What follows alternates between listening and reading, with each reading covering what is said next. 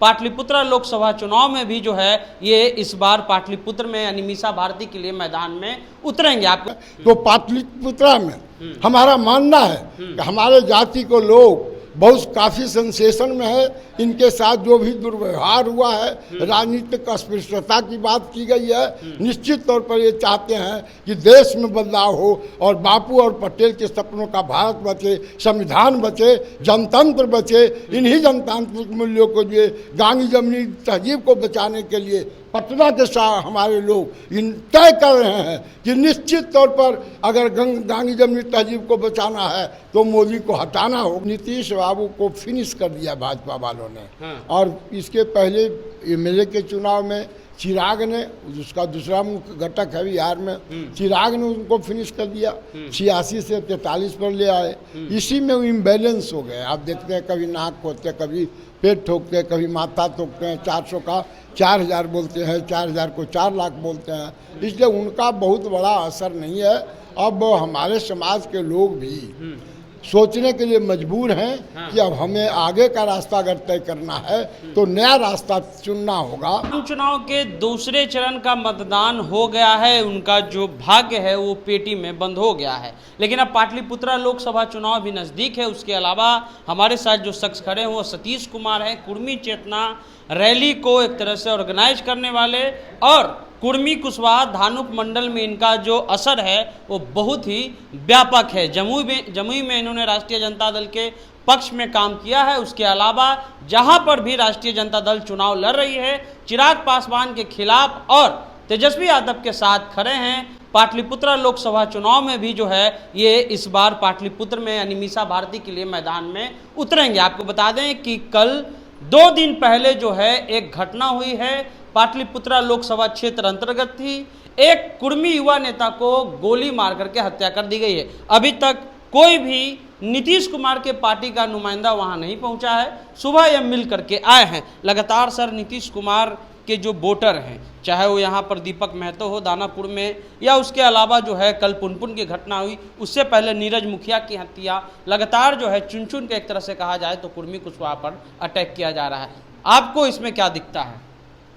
हम इस पर बहुत प्रतिक्रिया जाहिर नहीं करेंगे, लेकिन भाजपा जदयू गठबंधन की सरकार जब से है, हमको लगता है बड़े पैमाने पर हत्या, लूट, डकैती, इस तरह की वारदातें हुई है। और इसी क्रम में परसों जो घटना घटी है, सौरभ जी एक होनहार नौजवान, और हमारे समाज का तो बहुत ही होनहार नौजवान था। पता नहीं किस कारणवश किसने उसकी हत्या की। वह कोई क्रिमिनल भी नहीं था, शुद्ध राजनीतिक तौर पर था। और इसके पहले भी घटना, दीपक जी की चर्चा आपने किया। दीपक जी भी बड़े ही अच्छे शालीन व्यक्तित्व के धनी थे, उनकी भी हत्या हुई थी। तो हत्या का कारण तो पुलिस बताएगी, लेकिन जो कुछ भी हो रहा है इस समाज के साथ बहुत ही अनर्थ हो रहा है। आज मैं वहाँ गया था, हमने कहा कि पूर्व में भी यहाँ जब मैं आया हूँ वैसे ही मौके पर आया हूँ जब किसी की हत्या हो गई। आज भी एक होनहार नौजवान की हत्या हो गई, तो ये विडम्बना है। लेकिन माननीय मुख्यमंत्री नीतीश कुमार तो लगातार ये दावा करते हैं कुर्मी कुशवाहा उनके साथ है। एक भी नुमाइंदा अभी तक क्यों नहीं पहुंचा है? अब क्या नीतीश जी को ये बात पता है? क्योंकि ज़्यादातर बात उनको पता नहीं रहती है। अब पता है कि नहीं पता, उनका थोड़ा दिमाग भी इम्बैलेंस हो गया है। जिस तरह से बातों को सभा सोसाइटी में रखते हैं, चुनाव प्रचार के दरमियान भी रखते हैं, लगता है कि आपे से बाहर हैं वो। और उनका मानसिक संतुलन बहुत ही असंतुलित हो गया है। अब राजनीति में कितना विश्वास है मैं नहीं जानता हूँ। लव कुश के सामने बहुत बड़ा यक्ष प्रश्न है कि who will be the next. आज तक के उन्होंने किसी को प्रमोट नहीं किया। पटना के इलाके में, पुनपुन इलाके में, मसौरी में, दानापुर, सब मनेर अनेर के इलाके में इनकी संख्या बहुत है, लेकिन एक भी नौजवान को बढ़ने का मौका नहीं मिला। खुद संजोग से यह नौजवान बढ़ रहा था, काफ़ी बढ़ रहा था तेजी से। पता नहीं किसने इस पर नज़र लगाया, गोली मारकर हत्या कर दिया। तो खैर जो भी हो, नीतीश बाबू के कहने पर अब बहुत लोग अब यह बात समझ रहे हैं लोग कि नीतीश बाबू को फिनिश कर दिया भाजपा वालों ने। और इसके पहले एमएलए के चुनाव में चिराग ने, उसका दूसरा मुख्य घटक है बिहार में, चिराग ने उनको फिनिश कर दिया, 86 से 43 पर ले आए। इसी में वो इम्बैलेंस हो गए। आप देखते हैं कभी नाक खोदते हैं, कभी पेट ठोकते हैं, कभी माथा ठोकते हैं। 400 का 4000 बोलते हैं, 4000 को 4 लाख बोलते हैं। इसलिए उनका बहुत बड़ा असर नहीं है। अब हमारे समाज के लोग भी सोचने के लिए मजबूर हैं कि अब हमें आगे का रास्ता अगर तय करना है तो नया रास्ता चुनना होगा। इसलिए कि 10 वर्षों के काल में एनडीए की सरकार ने जो कुछ किया सब वादा खिलाफी है, सब जुमला साबित हुआ। चाहे 2 करोड़ रुपया लोगों को रोजगार देने का सवाल हो, 15 लाख रुपया का सवाल हो, किसानों के लाभकारी मूल्य का सवाल हो, नारी सशक्तिकरण का सवाल हो, भ्रष्टाचार रोकने का सवाल हो, सबका साथ सबका विकास का सवाल हो, सारे इनके जो गारंटी है 100% गलत साबित हुआ है, मिथ्या साबित हुआ है। इसीलिए अब लोग उब चुके हैं और पटेल वंश के लोग, शिवाजी के वंश के लोग, शिवाजी ने, आपको याद होगा, उस समय भारत माता के सपूत के खिलाफ कोई आवाज़ उठाता था तो उसने नंगी तलवार उठाया, संहार किया और भारत माँ का झंडा आसमान में उड़ाया था। आज़ादी के बाद सरदार वल्लभ भाई पटेल ने इस देश के विकास के लिए, निर्माण के लिए क्या नहीं किया।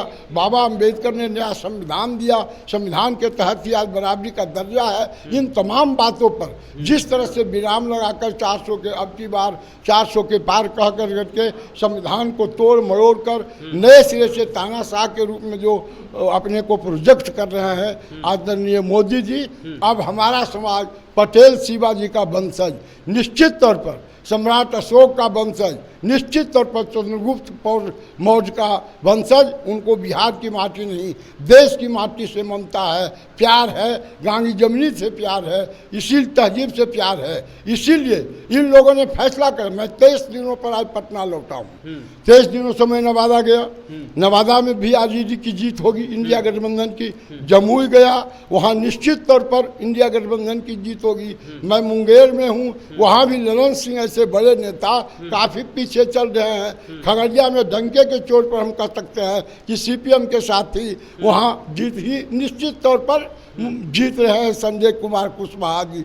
तो हम अभी इतना ही जगह गए हैं, लेकिन चूंकि पटना में मैं रहता हूँ और हमारी ये जिम्मेवारी बनती है कि पटना में भी अपना कुछ रोल प्ले करें, तो पाटलिपुत्रा में हमारा मानना है कि हमारे जाति को लोग बहुत काफ़ी सेंसेशन में है। इनके साथ जो भी दुर्व्यवहार हुआ है, राजनीतिक अस्पृश्यता की बात की गई है, निश्चित तौर पर ये चाहते हैं कि देश में बदलाव हो और बापू और पटेल के सपनों का भारत बचे, संविधान बचे, जनतंत्र बचे। इन्हीं जनतांत्रिक मूल्यों को लिए, गांगी जमनी तहजीब को बचाने के लिए पटना के साथ हमारे लोग इन तय कर रहे हैं कि निश्चित तौर पर अगर गांगी जमनी तहजीब को बचाना है तो मोदी को हटाना होगा, तानाशाह से बचाना है तो मोदी को हटाना होगा। और पटना में उनके नुमाइंदों को हराकर, और आरजेडी के उम्मीदवार, चर्चित उम्मीदवार हैं हमारे मीसा भारती जी, उनको किसी भी कीमत पर लालटेन छाप पर वोट देकर